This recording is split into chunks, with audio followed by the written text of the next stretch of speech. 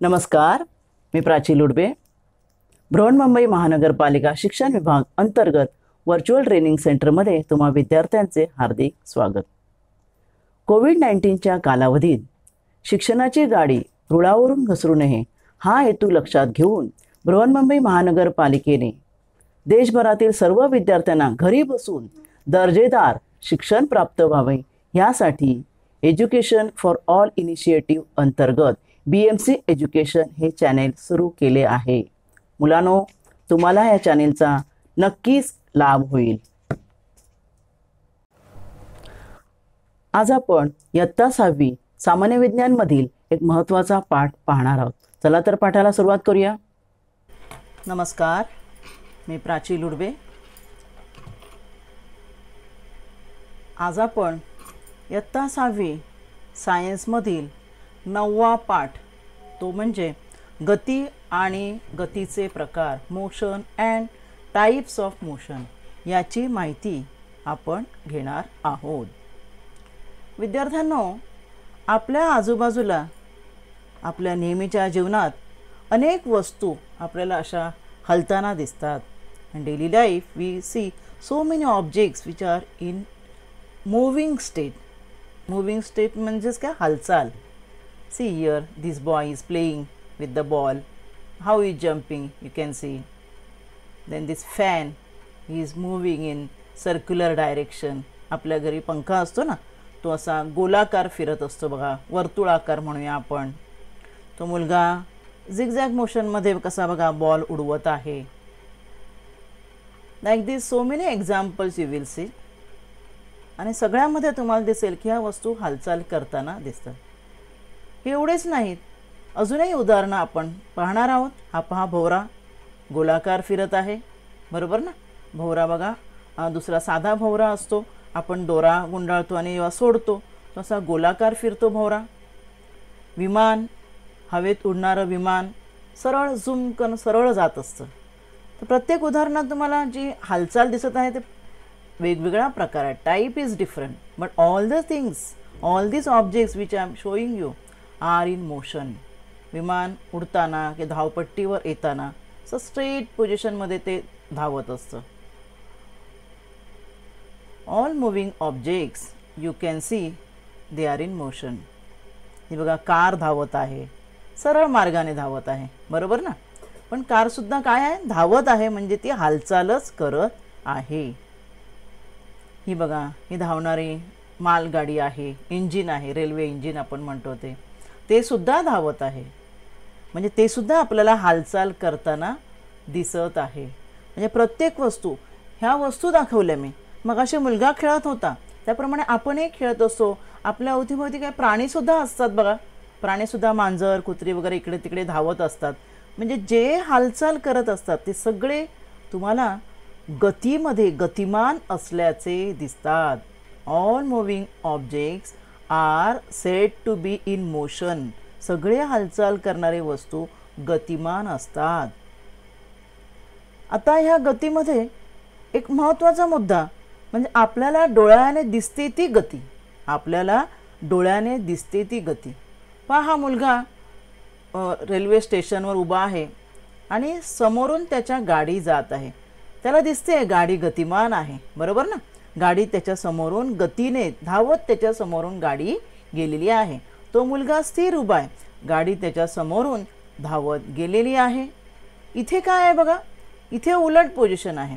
ही मुलगी ट्रेनमध्ये बसली आहे किंवा बसमध्ये बसली असेल आणि बाहेर झाडं आहेत, घरं आहेत, तिथे चर्च दिसत आहे, ते तिला धावताना दिसत आहे.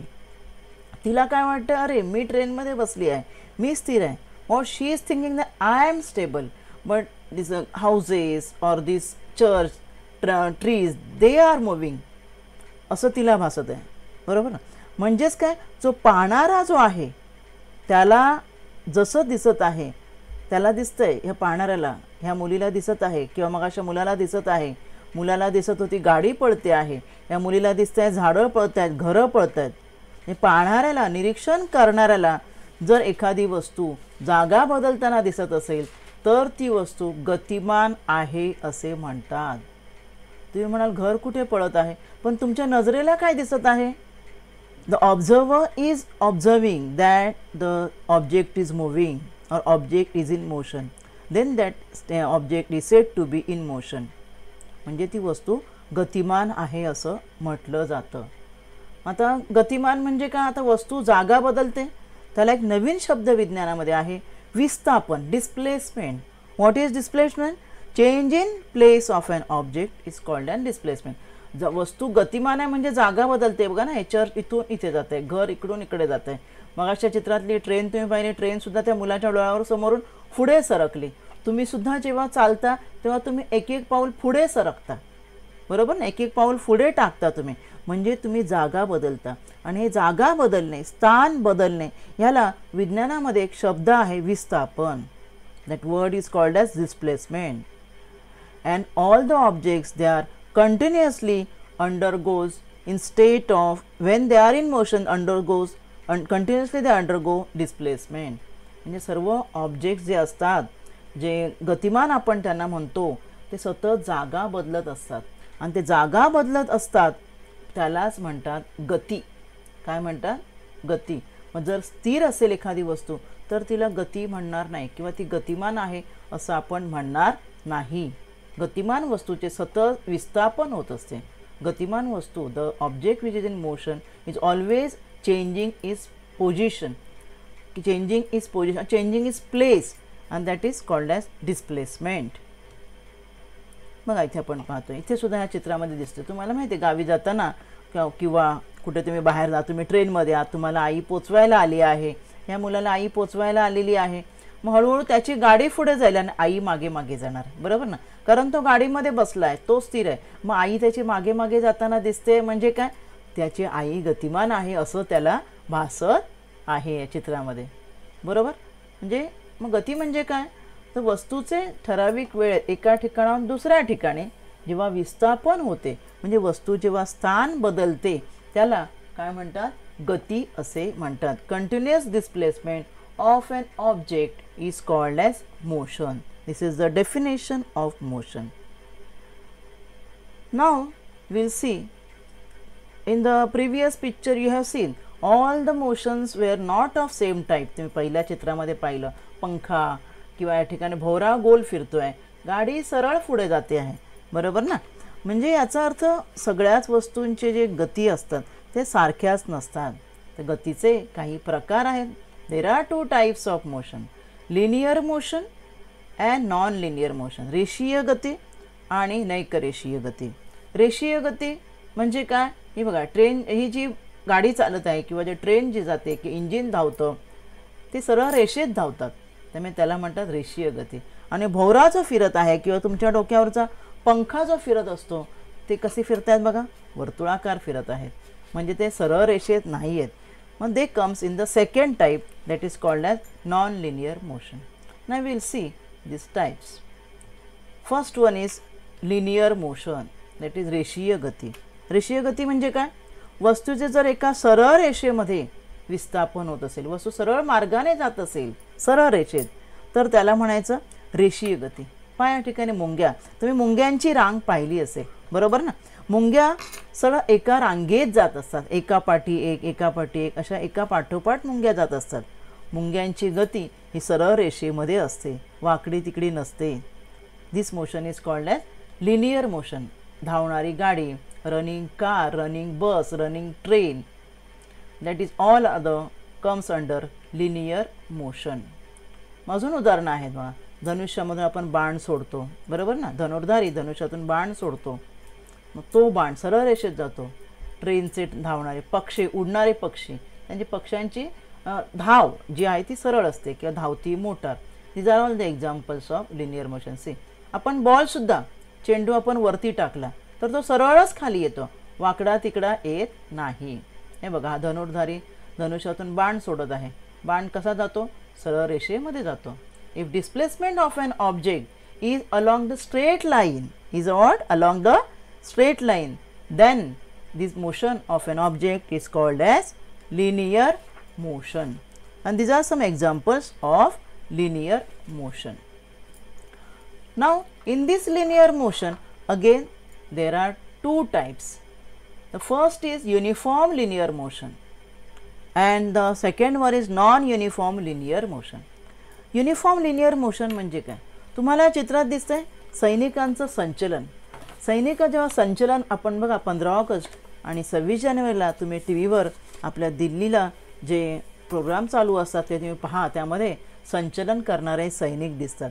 प्रत्येक सैनिकाचं गती बघा, प्रत्येकाचं एकाचं जर डावं पाऊल पुढे, सर्वांचं डावं पाऊल पुढे, एकाचं उजवं पाऊल, सर्वांचं उजवं पाऊल पुढे, जराही सेकंदाचाही त्यात थोडाही फरक नाही आहे. बरोबर ना? म्हणजे इथे प्रत्येक सेकंदाला जर सरळ रेषेत होणारं जे विस्थापन जे आहे वस्तूचं किंवा प्रत्येक वस्तूने जे पार केलं अंतर सारखंच आहे. प्रत्येक सेकंदाला अंतर सारखं, म्हणजे प्रत्येक सेकंदाला ते सारखंच अंतर कापत आहेत. मध्येच फास्ट होत आहेत, मध्ये स्लो होत आहेत, असं नाही आहे. मग अशा गतीला काय म्हणतात? अशा गतीला म्हणतात एक समान युनिफॉर्म लिनियर मोशन. एक समान गती असे म्हणतात. In the substance or distance traveled by an substance or object along a straight line in a unit time is continuously same, कायम सारखंच, चेंज होत नाही. then the motion is called as uniform linear motion. okay, but our motion, आपलं चालणं कसं आहे बघा.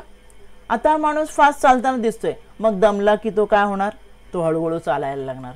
आपण शाळेत जाताना आपण घरातून निघतो, रमत गमत, मैत्रिणींना आवाज येतो, चल ग सखी, चल ग ताई, चल ग माई, आणि मग वाटलं सगळ्यांची घरं करत करत वाटलं अरे उशीर झाला, मग आपण भरभर चालतो. म्हणजे बघा, पहिल्यांदा तुम्ही हळूहळू चाललात म्हणजे तुम्ही पहिल्या प्रत्येक सेकंदाला कमी अंतर कापलं.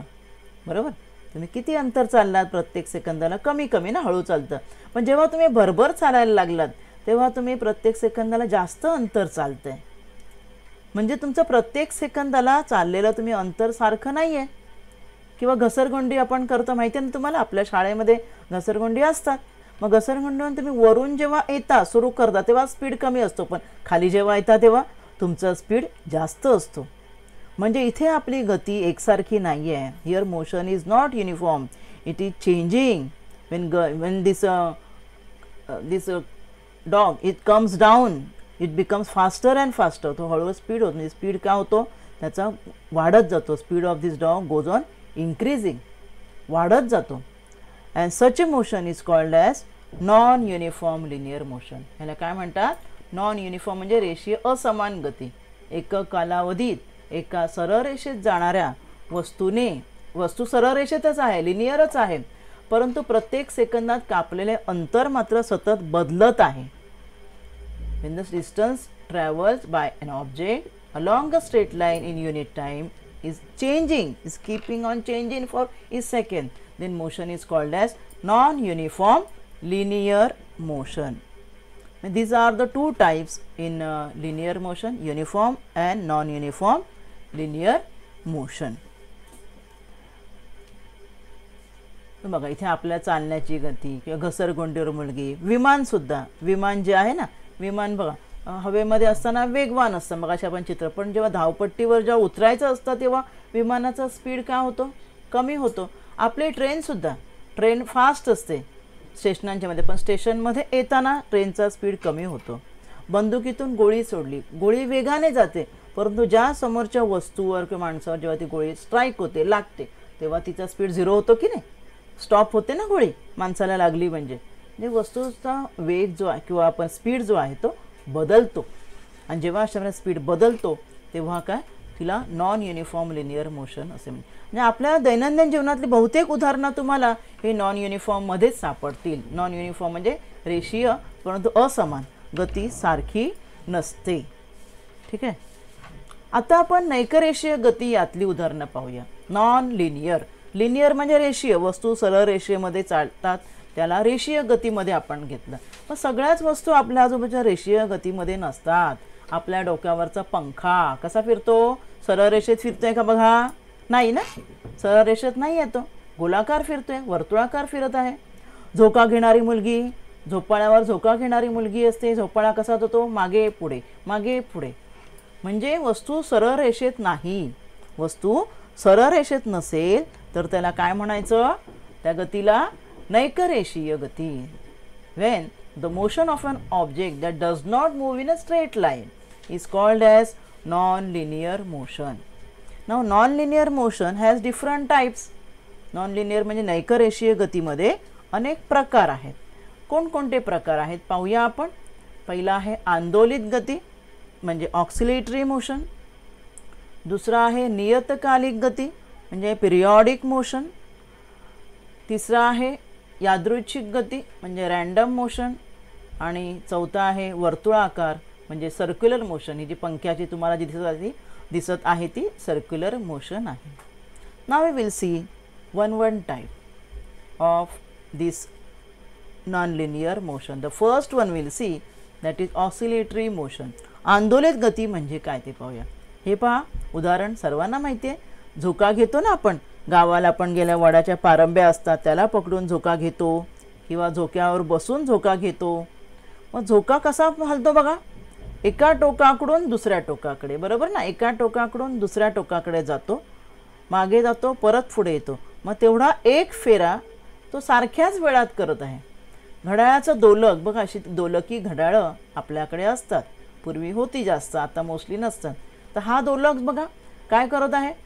पुढे उजवीकडे डावीकडे. हा बरोबर हा इकडून इकडे जातो आणि परत इकडे येतो. एका सेकंदात बरोबर तेवढं तो अंतर पार करतो.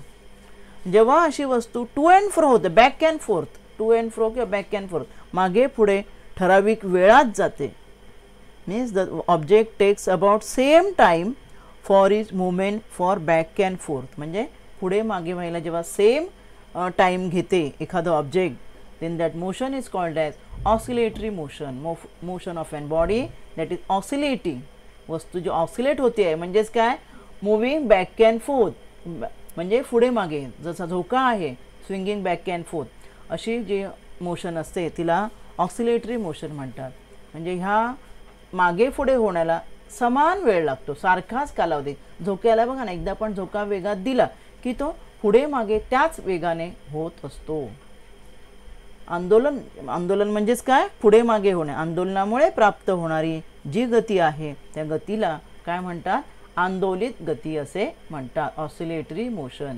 Now there are some more examples. बघा, पक्षी धावतात सरळ रेषीय गतीमध्ये, मगाशी आपण सांगितलं. परंतु पक्ष्यांच्या पंखांची हालचाल कशी आहे बघा. पंखांची हालचाल बघा, बॅक अँड फोर्थ, वर खाली आहे की नाही. म्हणजे पुढे मागे किंवा वर खाली. ही वर आहे, वर आणि खाली आहे बघा हालचाल. आणि ती हालचाल बरोबर ठराविक वेळात होत आहे, बरोबर ना. वर गेलं खाली येलं, दोन्हीला सारखाच वेळ तिला लागत आहे. किंवा वरून खाली आलं पुन्हा वर जायला तेवढाच वेळ लागत आहे. Therefore, movement of these feathers is in oscillatory motion. And this is oscillatory motion. हे बघा या ठिकाणी मणी ह्या दोऱ्यातून जात आहेत. कसे आहेत बघा ते, बॅक अँड फोर्थ, पुढे मागे होत आहेत बघा, होत आहेत ना. आणि ते इथून या टोकापासून त्या टोकापर्यंत जे जात आहेत आणि पुन्हा त्या टोकाला येत आहेत, बरोबर समान वेळ प्रत्येक ठिकाणी आहे. झोपाळा, पक्ष्यांच्या पंखांची हालचाल, शिवण यंत्राची सुई, तबल्यावर पण जेव्हा आपण थाप मार तबला वाजवतात ना, त्या तबल्याचा जो पडदा असतो तो सुद्धा वरखाली होत असतो. शिवणाची सुई तर तुम्हाला माहीत आहे. शिवणाची सुई बघा, ही बघा, ही महिला कपडे शिवत आहे, सुई वरखाली होते आहे बघा दोन्ही चित्रात. आणि कपडा पुढे पुढे जात असतो. जेव्हा शिवतात की नाही त्यावेळेला तो दोरा जो सुईला अडकवलेला आहे तो दोरा ह्या कपड्यामध्ये अडकत जातो. आणि सुई बघा कशी वरखाली होते, वरखाली, back and forth, back and forth. म्हणजे ही जी मुवमेंट आहे ही बरोबर त्या सुईला वरखाली व्हायला सारखा वेळ लागत आहे. Therefore, this movement or this motion of a needle of a sewing machine is nothing but the oscillatory motion. These are the examples of oscillatory motion. Today in this part we will stop here. Next part we will see in the next session. Till then, thank you. आज आपण या भागात इथेच थांबूया. माझा video आवडला असेल तर लाईक करा, शेअर करा आणि BMC एज्युकेशन चॅनेलला सबस्क्राईब करा. तसेच बेल आयकॉन प्रेस करा, ज्यामुळे नवीन व्हिडिओचे तुम्हाला नोटिफिकेशन्स मिळतील. मुलांनो, घरी राहा व सुरक्षित राहा. धन्यवाद.